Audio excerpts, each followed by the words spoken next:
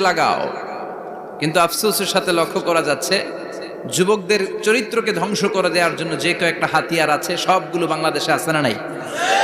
ইয়াবা আছে না নাই? ফেন্সিডিল আছে না নাই? হিরোইন আছে না নাই? মারিজুয়ানা আছে না নাই? এই ফেন্সিডিল ইয়াবা আগে শুনতাম ইউনিভার্সিটির ছেলেরা খাইতো, এরপরে নাইমা আসলো কলেজে, এরপরে হাই স্কুলে, এখন প্রাইমারি ছেলেদের হাতেও ইয়াবা ঢুকছে। চিল্লা এখন ঠিক কিনা?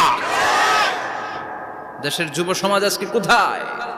পর্নোগ্রাফি, এক একটা মোবাইল এক একটা হিন্দি সিনেমার কারখানা। ইন্ডিয়ান নায়িকাদের কোমর দুলানো ডান্স আছে না নাই?